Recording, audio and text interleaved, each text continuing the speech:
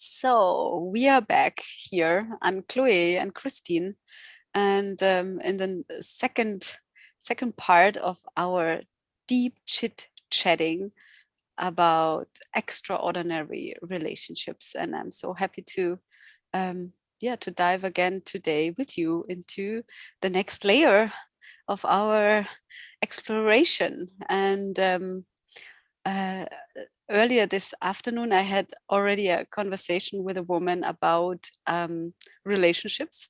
And the question which came up there was about what is the difference between when my partner would have a need and I would say, oh yeah, I accept his or her need, or if I really take ownership of this need, and what is the difference about that? And I would love to dive into this question and would love to hear first of all from your side. When you hear that, what comes up? Yes. What I hear. Well, I make a distinction, and maybe I don't know if that distinction also exists in German in terms of word. I make a distinction between a need and a want, and in the context of my relationship with this man, it is part of the relationship that we don't. It is not our job to take care of the other person's need, and that it is that I'm radically responsible to be healthy and joyous and ecstatic in 5 bodies as a gift to him. And yes, there's also things that I want to create with him or experience with him or be with him in this creation, and that I would call those maybe more wants because I negotiate them. I said, I want to do this with you. I want to be in this space with you. What if we did this? And those are all negotiation proposals where I put myself forward. I'm vulnerable in what I want to create with him. And at the same time, there's no expectations that he has a yes, because then it's a manipulation. Like I would be forcing him to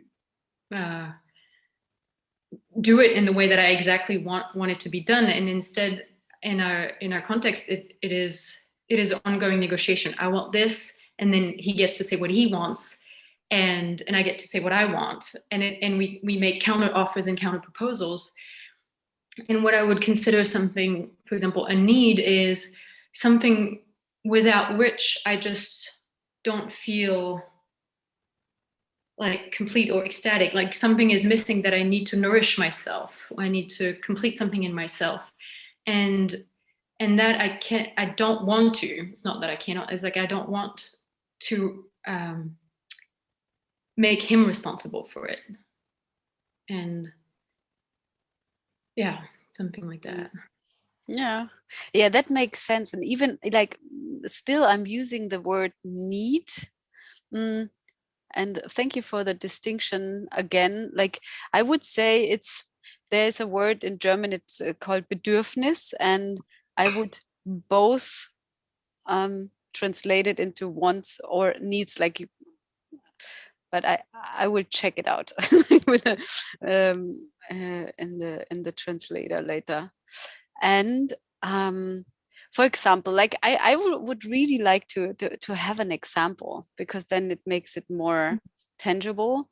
Because there was, for like I'm living in a community, and there are phases where I would say, okay, just an example, I don't want to share this, or like when I would be in a phase of with my partner, and I don't want that goes kind of public, and I would say, I don't want that this goes public at the moment.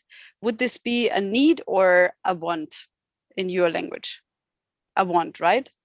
Yeah. Yes. Okay. And I just named it need, but then we are talking actually about the same thing. I think that makes it really concrete. And then what to do about this for me is also like this. Okay, this is what I want, and what do you need that we can make this somehow happen? Or like, what is the third option? What Yeah. is like not, and maybe it's sometimes it's easy and he would say, okay, yeah, let's do that, but then he's not like against, but like he's standing next to me and say, yes, I'm on your side. We are going into the same space. um do we, do we see this similar? Is this like what you say when you're negotiating with your wants? I mean, for me, it's been really a learning journey about learning to negotiate and radically relying that, and you mentioned that in our check-in before, that he's committed to my commitment, that he has his own wants and his own commitments, but that if something matters to me, if something is important for me, that we will negotiate, as you say, in non-linear ways, so we both get what we want. And this has been a learning journey for me, because I was I was raised in the linear way of, it's either what I want or what you want, and it's always this, I have to compromise part of my dignity or my respect or my wants to to be with another person. and and when I think about it, it's very sad. I mean, it makes me sad and angry that this is what we've learned about intimacy or negotiation, is like, I have to compromise myself to be in a relationship. And it does, then it doesn't really surprise me how many people are single, or we live in like small houses with, just a nuclear family, and the courage that it takes to live in community, because the fear of losing ourselves because of this ongoing compromise with everybody, I think is very brave. And then to realize that there's this possibility, there's this skill of negotiating intimacy, of, okay, finding, this is what you want, this is what I want. How can we be so creative and have, in a way, be so ecstatically creative that both of us get what we want, and even with a big group, like everybody gets what they want. And that's, but I think it, like you say, it starts with this commitment to each other's ecstasy, and playing full out, wanting both of us to play full out. Yeah, and even we have no idea what that mean actually, because even like still commitment for so many people, it's just a word, like it's and throwing the word into the feelings like, hey, I'm gonna commit to you, but it's an I think I heard you saying also, it's an archetypal gesture. Hey, it's it's something so huge that we don't know yet what it really, really means. Like, we are exploring it. And I think maybe we are one or two steps further the way how to explore these gestures and how to use them, and how they can be easily implemented into daily lives. But a lot of people need to start that they have no idea. And I think this also helps me when I again start over, not by zero, but like a bit again, not knowing like how it works. So the door of like of the unknown can open up again, and this is exactly what I need to negotiate.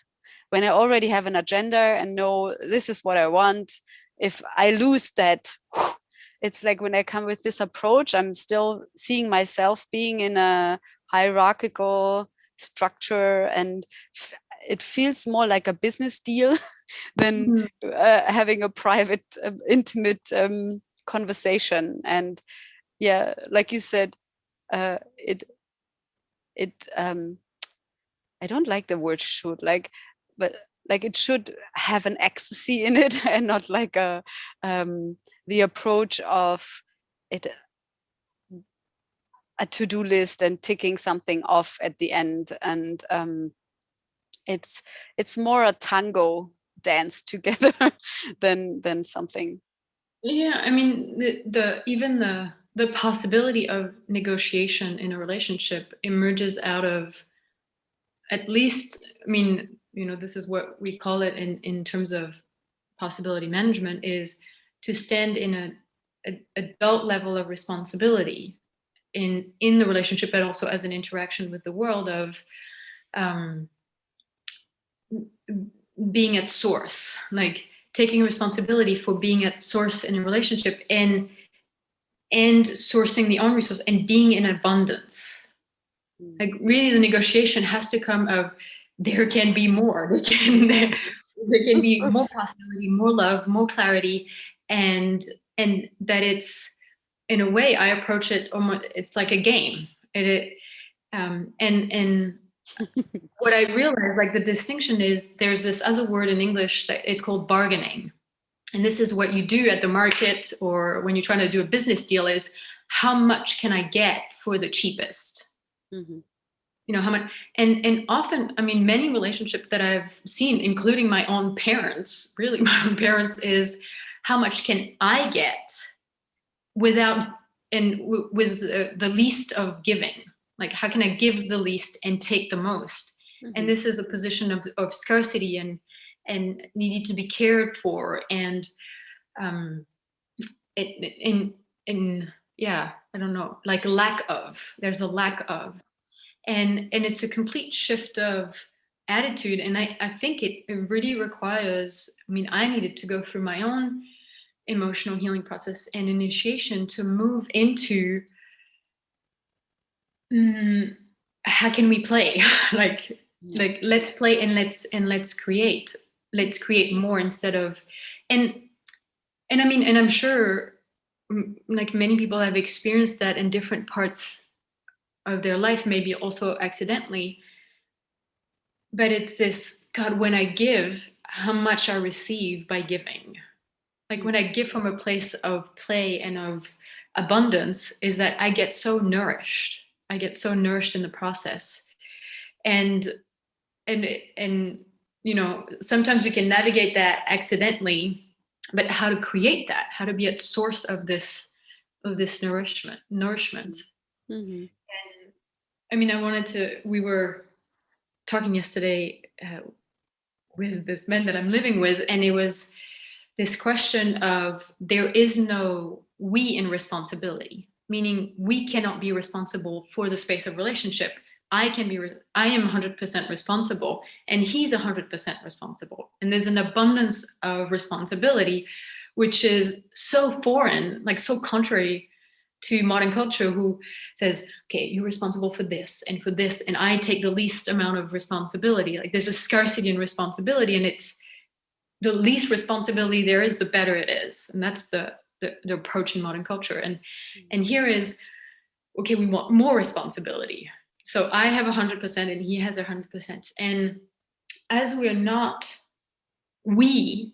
responsible for the space of relationship, he can create possibilities for me. So I change, like I evolve into something else that can create possibilities for him. And so by creating, can you say this again? Because like, yeah. I think this is crucial. Like you said, you are not responsible for the we space. Yeah, both of us, like we as both of us cannot be responsible. For sure. Yeah. But you can be 100% and he can be 100% responsible for the we space you both create. Like it's kind of a filling the pots together. I would call it a space of relationship. Yes. Yeah. The we already brings this new entity. Yes. This entity. And it's a ongoing flowing, moving space of relationship. And and and so we realized that maybe I do it the other way, that I can create possibilities for him that he cannot create for himself. And that's the beauty of being in relationship. I can create possibilities for him that he cannot create for himself, and he becomes somebody different because of that. And so, and that new being then can create new possibilities for me that was not even possible before. And it's this like ongoing uh, you know, ping pong or back and forth of new possibilities. Yeah, in dance. Mm. And Yes. and we discovered that we were just okay. And then the question is, because we discovered that last night, and it's okay, how can we do this more consciously?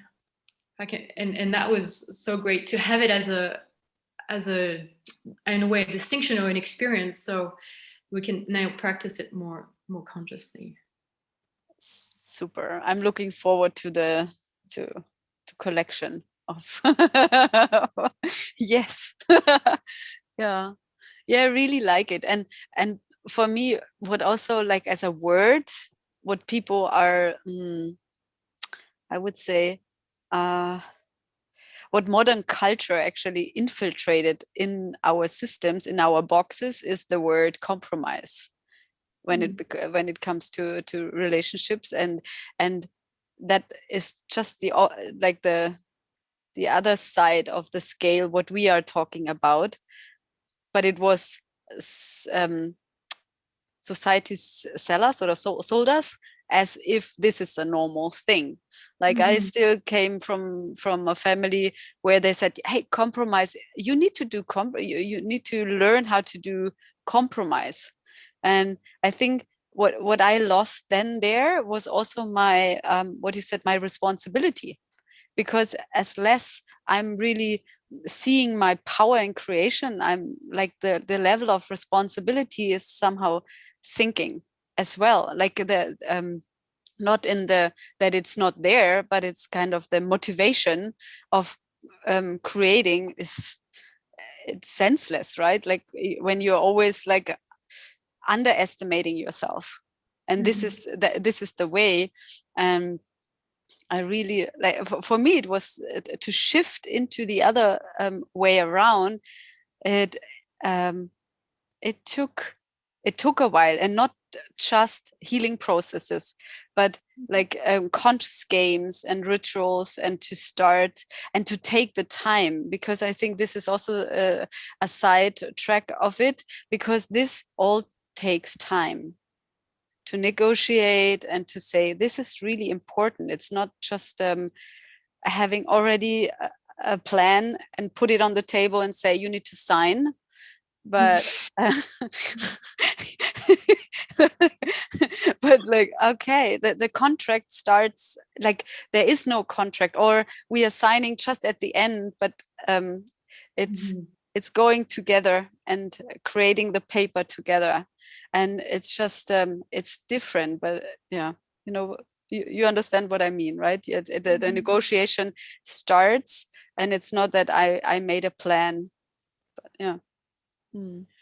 Yeah, and you know, it really touched me when you say it's also about taking the time, and so much of our interaction they go so fast. Actually, in my experience, is that we're ongoingly negotiating with all the people that we meet in our life.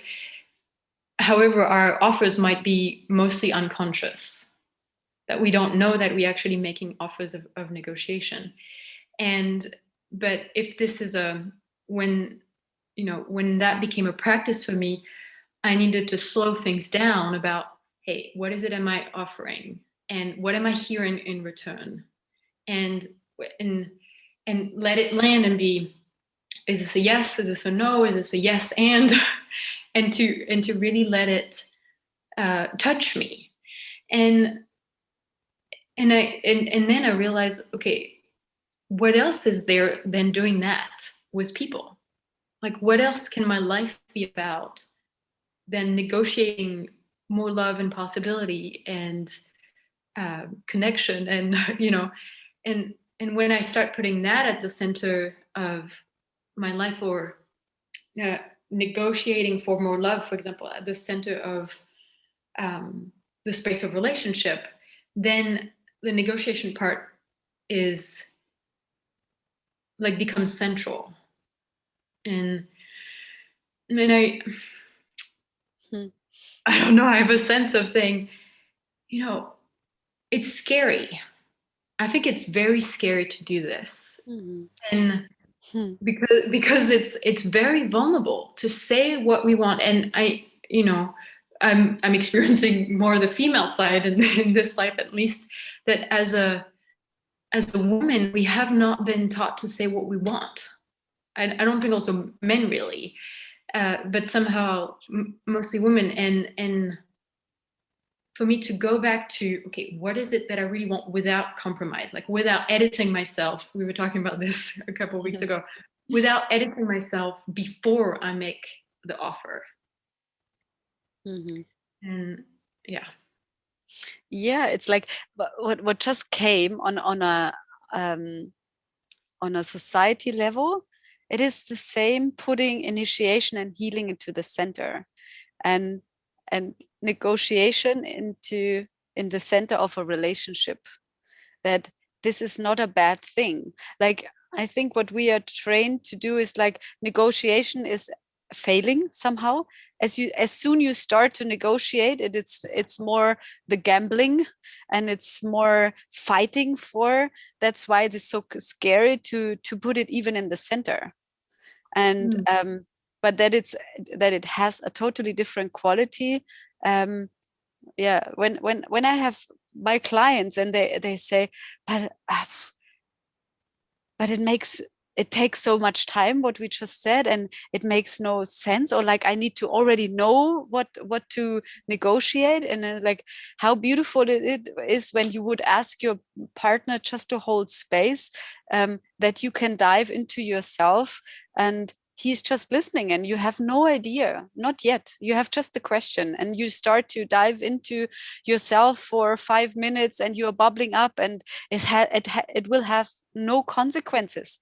It's like he would not be like, okay, you said this and that, and that's why we need to do XYZ afterwards. And but just being there to be a witness for each other, or having a space holder, or be the space, and or be able to talk into a space, is like all these different kind of perspectives. That's so beautiful. This is so magical. It's like, what if this these spaces becomes the normal? Yeah, it is just different. It's there magic happens. It's like when I'm always like, when my partner is holding space for me, when I'm diving into myself, having no idea what I'm actually, I have just a question. um yeah, he gets to know so much more of myself and of my being, and he learns the same amount that I learn about myself at the same time. And that's so magical. It's like it's diving into the unknown together. And that's there's so much partnership glue and connection growing out of these moments. So yeah, like you said, it's so scary, and it's so simple. The simplest things are the most effective. Like, when I don't really like to use the word effective, because this is how we are trained in modern society, to be effective. And at end, it's also true, it's effective, it works, it really works. Yeah. I want to ask you about, because we just kind of brushed onto it, about this committing to the other person's commitment. Yeah. And I think it's such a central part of, like, a basis for what we were talking about, negotiating, holding space, being in a space of unknown, is that it stands on this committing to the other person's commitment. And I want to hear how that has, like, unfolded or grown in your relationship, and how does it show up? How does it show up? Hmm. Like, there were phases in our relationship where I like where my partner, for example, said, okay, I want to have a break of work. And it was like, okay, my box would really freak out and say, okay, but then how we receive money, or uh, how we will survive, blah blah blah. And but it was so clear for me that this is his commitment, and I I went for it as well, as if it's my commitment. Like we did it together, and for sure he needs to do it, or like move through life with his decisions. But I'm really standing next to him, and I'm not blaming him for anything. I think this, as soon as I start to realizing that I'm blaming something, like I'm a bit falling out of the commitment. And this is for me like always this, okay, thank you, as a reminder when I observe myself. And then I can kind of uh, not negotiate my commitment, but internally, like, okay, where I'm at and why I start to blame him, um, even it's just internally. um, yeah, was I falling out of the commitment? And so it's also a choice from day to day. So it's not like I did it once and it was done forever. It's um, for and another example is, for example, he's still doing his gremlin 3 months feeding period, and it's like, whoa, this really cost me something, like to commit to his commitment that he's doing this, and to stand next to him, even it has also an influence of my life. And it's and to be there and say, hey, I know you're doing this because like my box would freak out, or my gremlin would also love to I don't know, to attack his commitment. They are there are different parts in me like not liking it, and I did it. I made the commitment. Okay, he said this is what I'm gonna do, and I said yes to it. And yeah, it made a difference. I think it's, for me, what I call it cheerleading in my when I talk to my clients. It's like really I'm cheerleading him Mm. in his on his way. It's not even it's no matter what he's doing, even he's walking slowly into, I don't know, when you're walking a path or running, and you need to go into the aim, or like, how do you say, like end path, Yeah. I don't know this word. Anyhow, and he would slowly walk. I would still like say, yes, go for it. Yeah, yeah, yeah. And having a complete yes for his path. And that's, yeah, I need to negotiate in myself again and again when I see myself falling out of it. So Mhm. it's not for granted. And I think it would be also, I would not take myself and him seriously when it would be also always, it would be always easy. I think it's also an indicator of my where I'm in my growth potential and where I'm at the edge. And yeah, it's it's this growing together. When it gets too easy, I would say it's like something is not accurate, or like this would be my indicator. I don't know, when it's something is too easy and it would cost me nothing. um I'm in the comfort zone, I would say. And it gets too boring for some parts in me. I was So just wondering this thing about having this, when I feel an anger linked to my commitment, and I ask it, okay, what do you have for me? And often this anger is also has fear next to it, and it says you need to renegotiate whatever agreement you've made together. And then I get that it's not my commitment to his commitment, but it's how we've negotiated it in this particular way, that we did it back then because that was, quote unquote, the best agreement that we could made in terms of who we were back then. And then,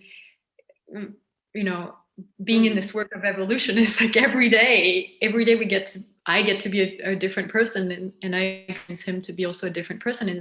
And it's even maybe an hour later, I might change my mind and say, okay, I want to renegotiate what we negotiated an hour before. And as you say, to not take those negotiations for granted. And I mean, this is one of the magical power of feeling, and is that they give us information.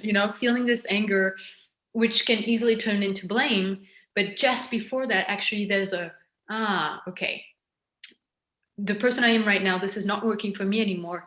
What do I want? What do I want? And then for me, it always goes back to this ability to experience and say what I want with as much accuracy, like from words to my experience. Yeah.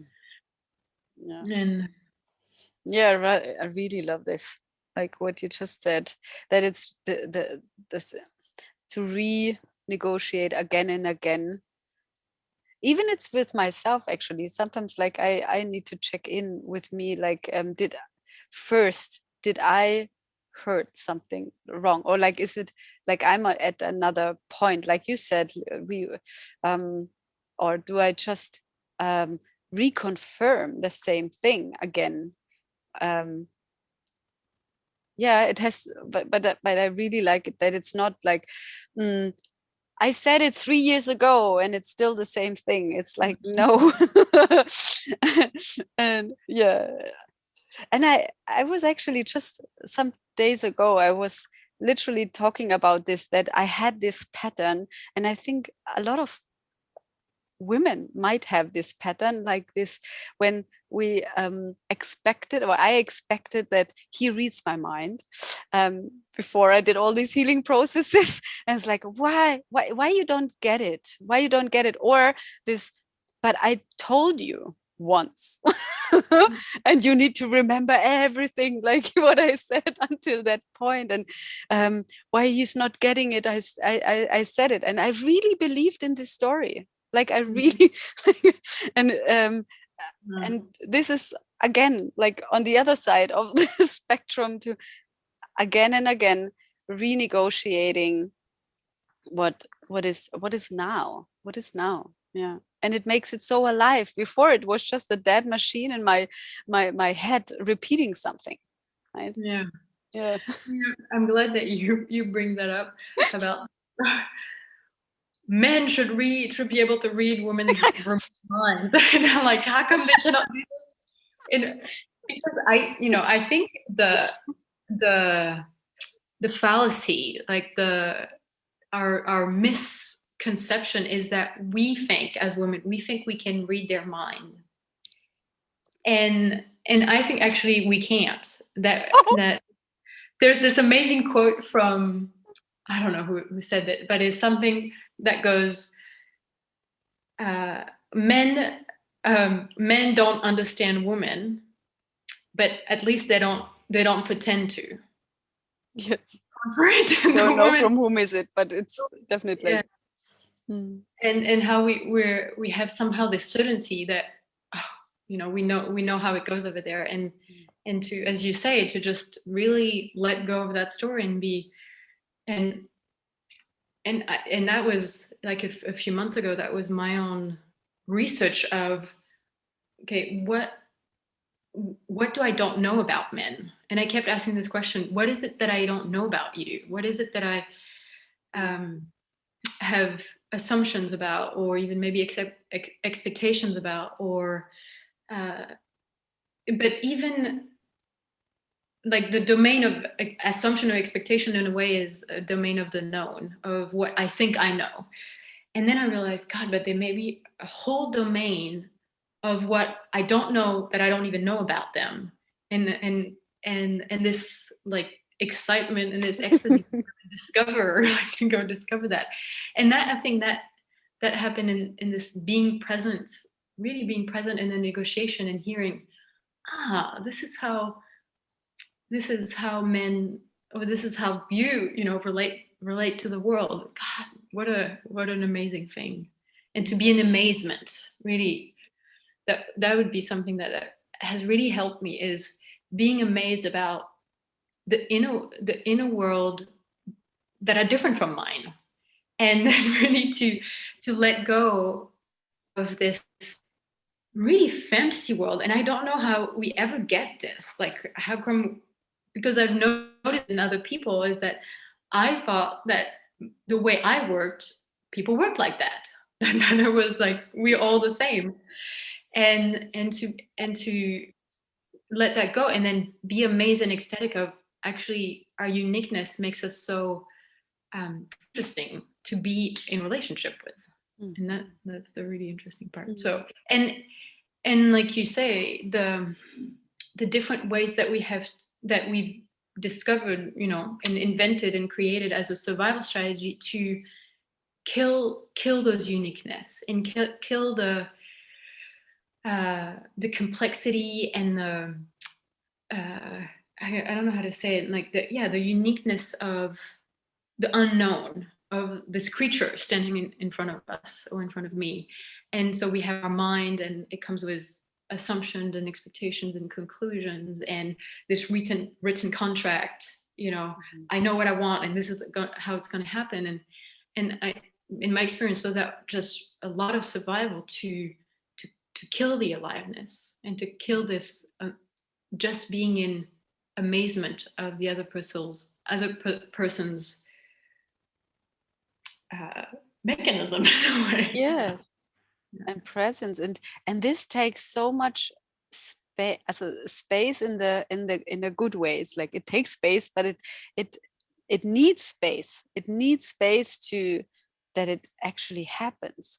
Like what I see is like, as actually, like what I hear from a lot of women, they ask questions, but they don't give time that actually a man could even answer. It's like and what I'm offering of always like count until 60. Like, and people like, whoa, so long. And I was like, yes, and even longer, right? Like my partner, he was like, he has this amazing possibility in his presence. He's so kind of, for my box, he's so slow. And I was loving it because he was reducing my pace, actually really this masculine pace in me, like woof, woof. He was like slowing me down just because I needed to listen, and I wanted to hear him. So the only chance to kind of get him in his speed was to reduce myself and to slow down. And it was such a gift. It was such a gift because my whole nervous system could slowly slow down as well, because I was always like, I need to do this, I need to do that, and fast and Speedy Gonzalez. And he was like, no, like when you want to be with me, it's like be like the, I don't know, like the wind, in a calm wind. And like, okay. And a lot of women are actually reacting the same way that I did, what I learned, like when I'm working with my clients. It's like, hey, they have also this speed, and to open the door and ask a question but not have already an answer. It's also a habit to, after 20 seconds, when a man did not answer, it's like, okay, what I mean is X, Y, Z, you have 3 options and you need to choose, right? And then the man is like starting to digest the next question, even he's still at the first question. And then after 20 seconds, like, okay, then you break it even more down and give him another option. And yeah, it cuts his balls and his vast universe in him. It's like yeah, so slowing down for me is really one of the keys, and time, taking myself and giving us time. So Yeah. It's funny because I was going to talk about the 45-second rule and you say 60. And I was like, perfect. Perfect. 60 is even better. Yeah. Yeah. Yeah. Yeah. Maybe this is a good finishing point for everyone who is listening to implement this little exercise and experiment, especially all the women who are listening to us. Ask your question and wait 60 seconds and be amazed what a man or a woman is giving you as an answer. Yeah, I'm looking forward to our next conversation, the next deep chit-chatting. And I don't know, do you want to say something to I finish? just want to say, yeah, thank you very much for keep inviting me and creating this space where our everythingness, my sense is that our everythingness can grab something and then the next thing, and we can dance together. Thank you. Yes. Thank you for this beautiful women deep chit chat. Whatever this means, it's like it's just a label and it's much more. Thank you. Thank And you. see you next week. Yes. Yes. Bye.